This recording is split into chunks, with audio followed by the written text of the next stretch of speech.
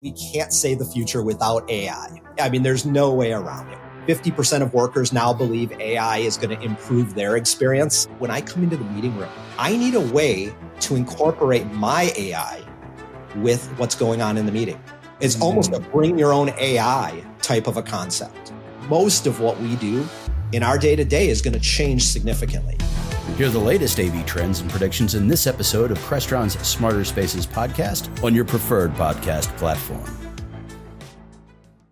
They launched, 247 new Copilot, well, not that many, but there was definitely a focus on AI. They now have autonomous agents living in the system. I don't know why none of those people have seen The Matrix and why they couldn't come up with a better name or a better way of phrasing it. The best thing about being me, there's so many me.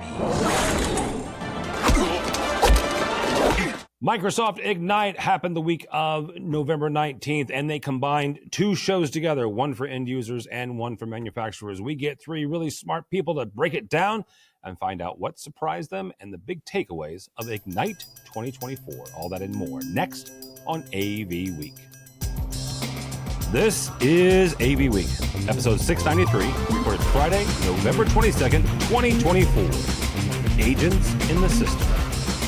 This is AV Week, your weekly wrap-up of the biggest AV news and information. My name is Tim Albright. I am your host. With us to discuss that news and information, it is a star-studded show. I don't have to do anything. It is my favorite kind of these. First and foremost, David Danto. How are you, sir? I'm doing well. I'm not really David Danto anymore. I'm sorry. I'm now an autonomous agent living in the system. I'm taking care of things automatically, and that's one of the themes we heard from this week is all these agents working for us in the system. So thanks for inviting me. We'll get to the theme because we are covering Ignite. That's what this episode's about. Neil Fluester, he is from Crestron. He is not an autonomous agent. So how are you, sir? Hello, Tim. I'm very well and enjoying Chicago exceptionally well. Chicago. Thank you. I need to go on a diet, though. These pizzas are just insane. It's like a casserole in a pie. I don't know how you guys managed to get so many calories in such a small delivery mechanism. It's amazing. So many. You can't even hear through that accent. Calories. Yeah. Oh, my gosh. Metric. It was 70 calories metric. That's what you should. It's not imperial. Neil is still in Chicago. You should go to a football game.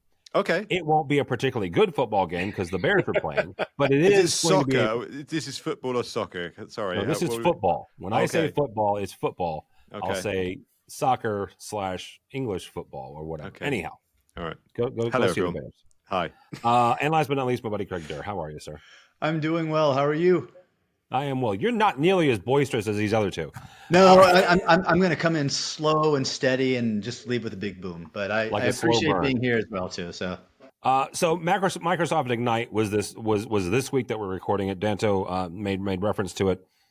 19th to the 21st of November in Chicago, Illinois, my home state. And this was the first time that Microsoft combined two previous events. It used to be they'd do an event just for partners, so manufacturers, software folks, things like that. This is why Neil's there as a Crestron. And then they do a separate one for customers, for end users, for IT managers, for AV managers, and they combined it for the first time this year. CEO kicked it off. CEO of Microsoft kicked it off with a keynote. Danto, we'll kick off with you here. What were the big takeaways of Ignite this year? Well, like every other unified communication space, which Microsoft is a part of now, it was a big AI story. They launched, 247 new Copilot, well, not that many, but there was definitely a focus on AI. I was making the joke before about agents. They now have autonomous agents living in the system. I don't know why none of those people have seen The Matrix and why they couldn't come up with a better name or a better way of phrasing it. But some of them were really good. Now, I've been a naysayer about how much the AI hasn't really helped unified communications, how it's sort of been an afterthought with generative AI. But, one of their agents, the interpreter agent, the idea that it can sample your voice in real time and then have you speak almost your exact voice in somebody else's language during a call, that really helps communication. So that was one of many agents that they put in there. They announced that Microsoft Places is their version of hybrid working help selection bot living in the system is now GA.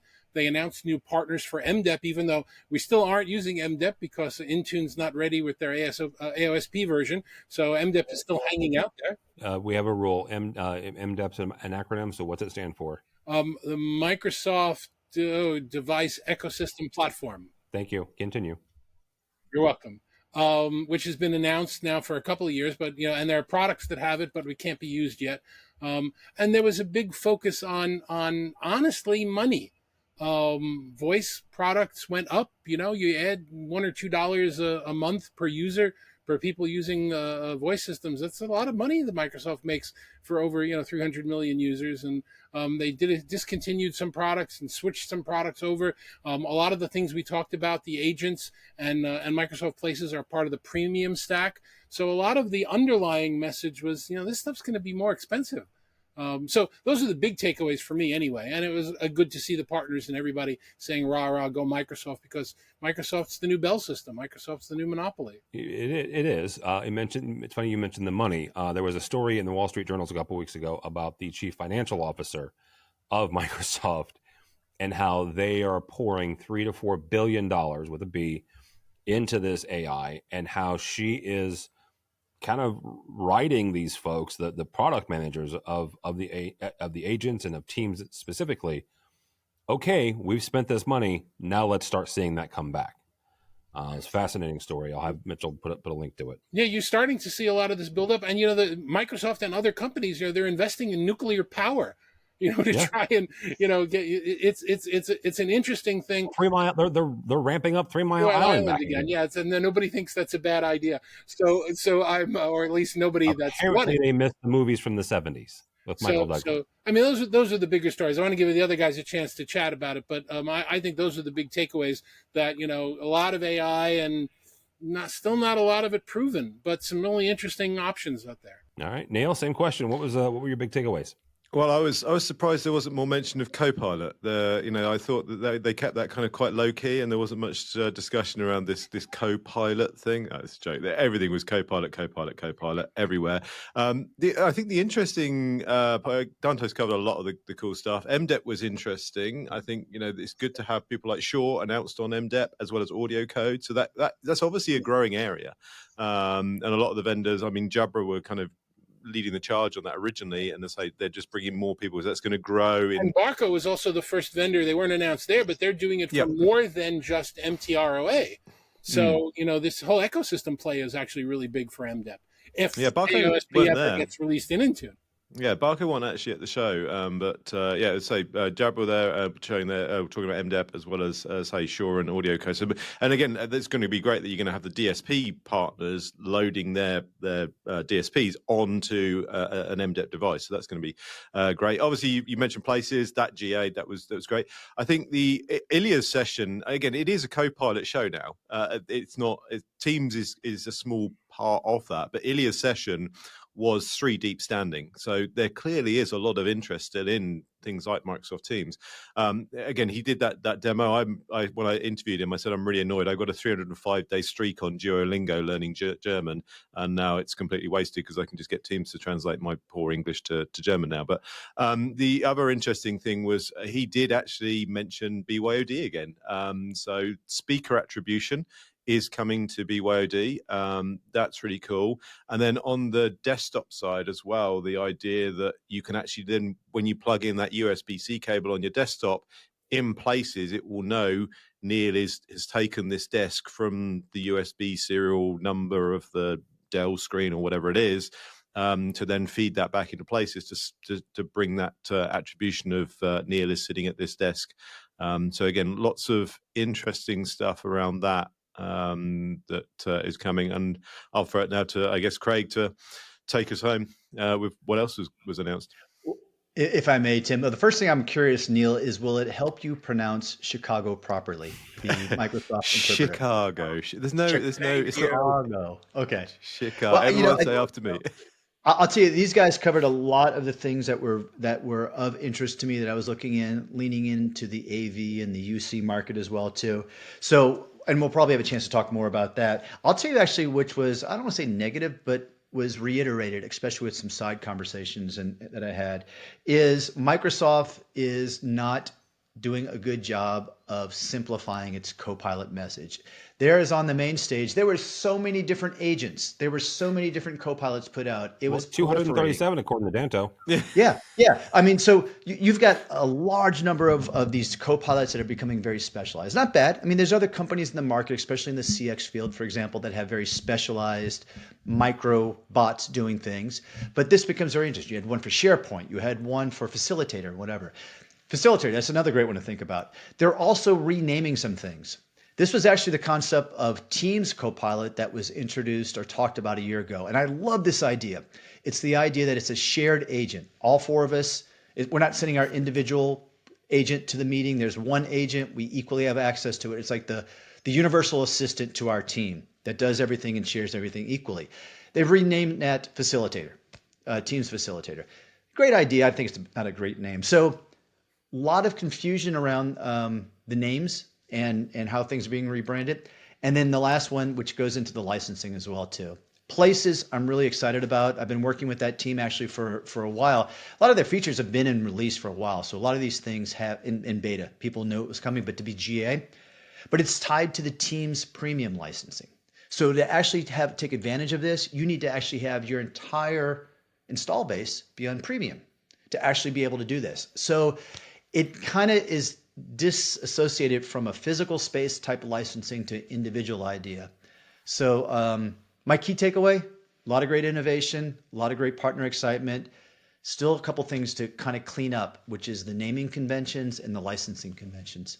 Really quickly, Craig, because you said something there. So my basic understanding when Copilot first came out was that you could have a small unit inside your organization that had the license for Copilot.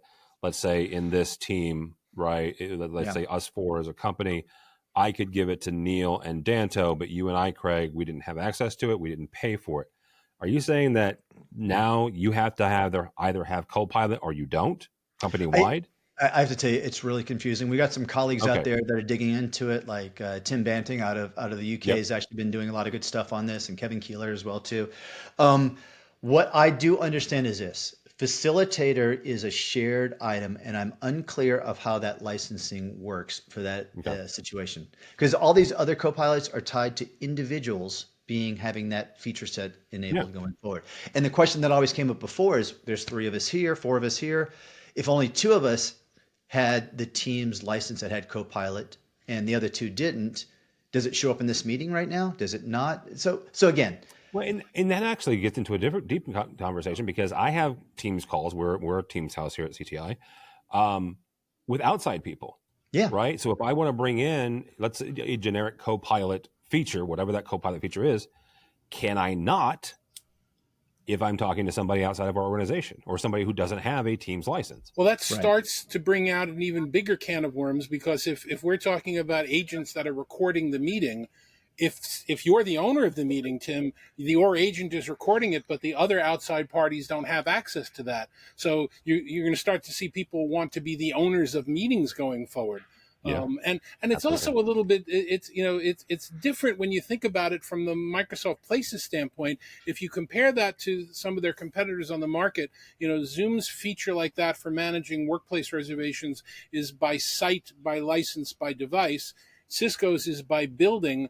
Microsoft is the first one coming out there saying it's got to be your whole organization, because frankly, it doesn't make any sense to have, if I'm going to ask it the kind of question, well, where are my colleagues working today and what's a good day to go in and what room do you recommend? If it can't see everybody, it doesn't make sense. So it is part of that cache piece I was talking about before, that push to get everybody onto a higher level of licensing, which is going to be an interesting play, especially when the competitors aren't doing that. Neil, we'll turn the corner here.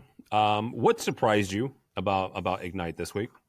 Well, obviously, there's the two shows coming into one now. I mean, it used to be Inspire and Ignite, separate partner and customers. So it was a bigger show. I was in Seattle last year for Ignite. And the kind of area where the partners were showing all their wares, the kind of petting zoo, was actually quite small, and they were distributed across multiple floors.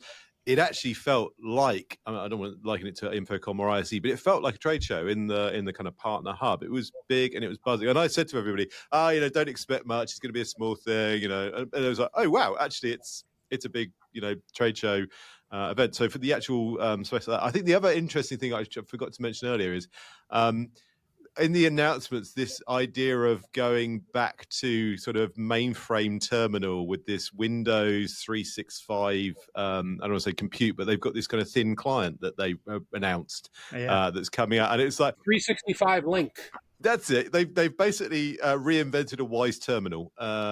Which okay, so here's the problem with that statement. All four of us are old enough to have worked on terminals. There you go. For those under, let's say, 35 or 40, what exactly do you mean by that? Yeah, and again, I did some stuff with DEC back in the day on VT240 terminals and VT420s and VAX and things like that. So the idea that you've got the compute in the cloud now, not just in a mainframe sitting in a server hall, but in the cloud. So and then a thin client, a dumb client, which is almost like a port replicator you plug a monitor, a keyboard, and a mouse and a webcam into, and the power, the compute is being separated into the cloud.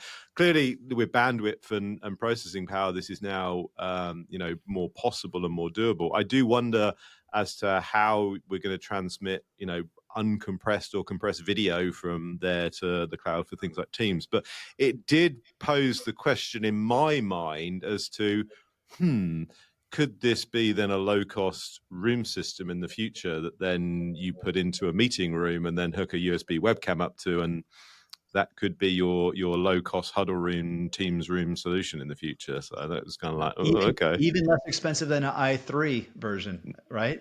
Yeah. Clearly, yeah. So again, that was something that I saw that was just like, okay. But it was funny again, being of an age, and I'm going to be of an older age on Sunday, but being of an age where, knowing about that whole kind of, again, it goes in trends, doesn't it? Again, everything goes to the mainframe terminal, and then the power comes to the edge, comes to the compute, and now it's going back to the cloud and back to the mainframe again, and we're going to have, dumb input devices sitting on our desks, and the cloud is going to do all the heavy compute lifting. So yeah, I thought that was an interesting, poignant point. All right, Durr, what surprised you? Interesting question. So I'm going to hone in on one idea. It was the attendance, and I see both a good side and a bad side of this. Neil, actually, I think you hit upon a key thing. I was looking up some of the numbers. They estimated they had 14,000 people there in person. This now has surpassed some of our industry's shows like Enterprise Connect and what have you as well. They had registered over 200,000 people, they said. But I heard for the keynote online, they had total sets of eyes of 90,000 people. But still, a show that's having 90,000 people participating in a single day is a pretty phenomenal event. Compared to ISE, for example, they're in the 80s, pushing 75, 80,000, something like that right now. But those are in person. Let's balance the value of that. So I was really impressed with the number of people interested in it and how broad it was. That's a really big surprise. Here's the flip side, the downside. If you watched the keynote when everyone was talking, it was a lot of golf clapping going on. Because the announcements were so broad across the spectrum of all of Microsoft's businesses, everything from data center to chipsets to personal compute. There wasn't much in terms of the UC space necessarily main stage. That you had your small faction of those 90,000 people applauding it. And there was no signs. They weren't holding up. I was in the room. There wasn't signs being held up saying applause. I was pinging our mutual friend Tom. I'm like, why is it so quiet? He's like, there's no applause signs. That's why. Okay. But so what surprised me about this is the breadth of what we saw there in terms of size is impressive, and it's becoming a very sizable, important thing. And I think in our space, Neil, to your point, those hardware vendors are going to be out in storm, and I think it's going to be more and more important in the next 2 years to be present there and for customers to attend there as well too. I think you can get a lot of interesting things. On the flip side, it's getting so broad and so big. I mean, you have got niches of people that are interested in the different things, the hyperscalers, everything else that's going on. So we'll see how it evolves. But I was surprised at the scope and of that. There is a joke about them having 90,000 concurrent views of the C-note that obviously Netflix did not host that. Tim, when you said we were going to talk about Ignite, I misunderstood you. I thought you said we're going to talk about the Jake Paul fight, and I was ready to talk about that here. And I was going to.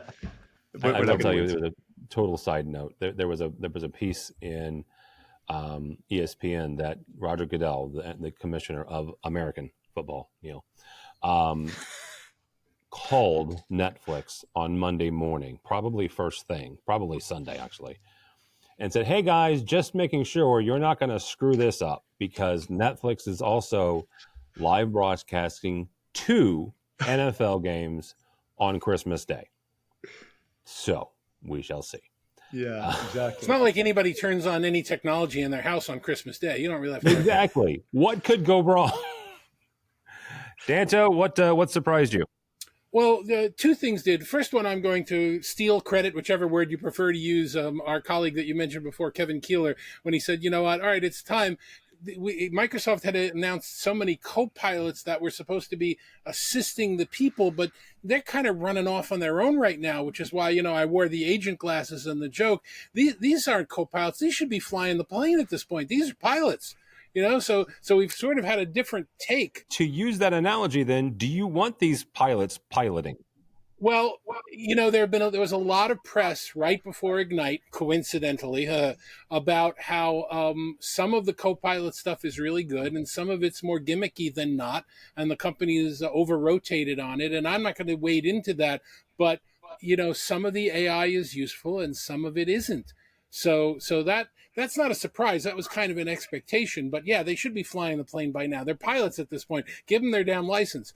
The other thing that are you riding on that plane that they're flying then? I'm not coming on that one on Sunday. No, I'm not yet. Oh God, no! And if you take a look on social media, you see I've posted any number of things about how I adore a lot of the Microsoft products and the people, but I don't rent software on my PC. I'm still using install once, pay once, use once operating systems, suites. It's like you see the VDI or the WISE terminal, as you put it, Neil, as something to make the devices in the room smaller and cheaper. I see it as a way so that they can charge for utilization and get recurring revenue. So that's it. But my biggest takeaway has nothing to do with any of that. My biggest surprise, I didn't attend in person. I attended remotely, and I watched a number of the sessions and I participated in a number of sessions.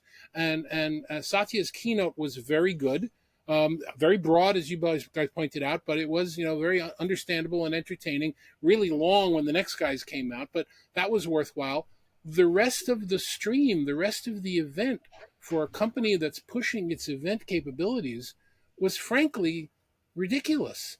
I tried to attend the session that Ilya did on Teams, which had live audio and only shared video, no actual camera for the speaker, no demonstration. I watched just the content stream, not the people stream. Right. Yeah. I went to a couple of watched a couple of the sessions that were done with some of the vendors that are standing there, and the people they had on the floor interviewing them. Oh my God, the lady interviewing Chris Barwick didn't even know his name. She said, "I'm standing here with," and put the microphone forward. You expect more from a company like Microsoft, especially when they're pushing this platform to handle remote events. And again, this is the first time they've done something of this size and scale, but they would need to have that same level of keynote quality for all the sessions as well, and they kind of didn't.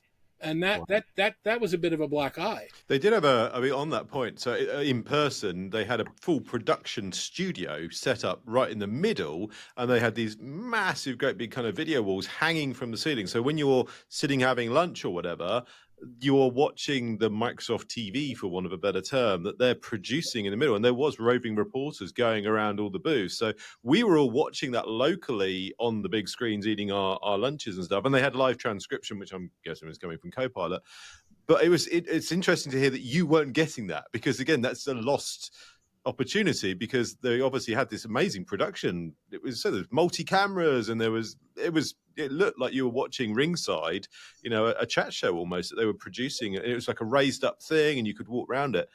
I'm amazed to hear that you weren't able to tap into that remotely and watch that remotely as a TV channel. And I would probably suggest that it met its purpose, that it was there for you to have a background spectacle as an attendee, and it was a nice bone to throw to the people that were watching it online. But how do you go to a session and not be able to see the speaker? And when they were sharing content, at one point they went into a Teams call and the camera was on and you could see the speaker, and it's like, this wouldn't have been very hard to do, but nobody thought it out from that perspective.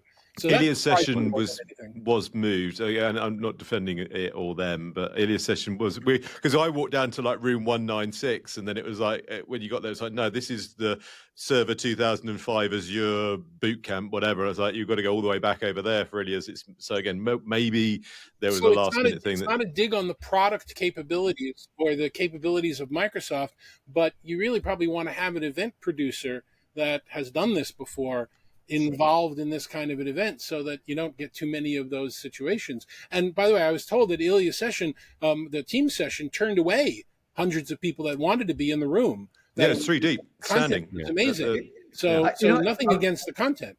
I was going to ask Neil. I was surprised from my perspective as well. At least even during quarterly earnings, they drop a Teams number or something like that. I rarely heard anything on the main stage about the Teams or the team ecosystem per se. Now, there was a lot of good news coming out. You can look at the press release feed and what have you. It just, but I think, again, maybe everyone can say it just kind of fell under the umbrella of the agentic AI storyline. Yeah, so there was, I think Nicole, I'm going to say Sergelinger, I can't pronounce her surname. Yeah, she did a session also. She did a session, and again they did the demo of the translator again. But Ilya's was the only, if you were in the world we're generally in all the time, Ilya's was the one you wanted to go to. That was the Teams session. That's the only actual session I went to, because it was the only one that's relevant to me. I don't care about Exchange or Azure. Think of that though. Think of that alignment. They had just one session around an in-room device. There was another Places session as well too, but and then you go out to that expo floor and you had I thought a decent number of hardware vendors that were present. Yeah, they were small and clustered together, but it's an interesting. It didn't balance out necessarily in terms of who was there at the expo, and then what were the educational session opportunities as well around room experience, I guess. The other interesting on the expo, because there was two shows coming together, there was some vendors that had two booths, which was because they'd signed up for Inspire and they'd signed up for Ignite. So I was talking to Randy Chapman at Logi, and they had two booths. It's like there's one on that side and one on that side. You could there was different stuff, but if you want to see a meetup, you could go either side and see it. And they were also doing an event on the West Coast, so they were in multiple places at the same time. Omnipresent.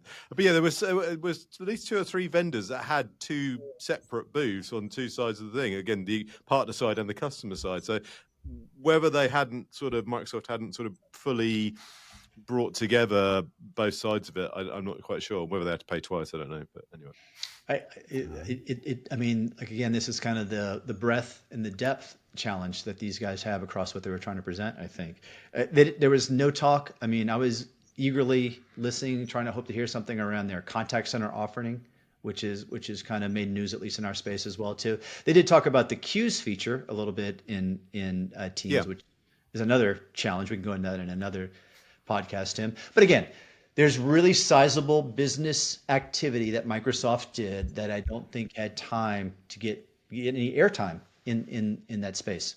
Well, guys, thank you so much. I appreciate it. Mr. David Danto, how do people connect with you?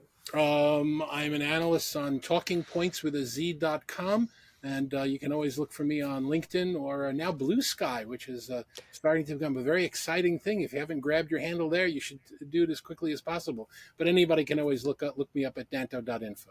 All right. Mr. Neil, thank you, sir. Enjoy Chicago. Happy birthday. Go see a Bears game. Thank you, Tim. How do people connect with you or Crestron?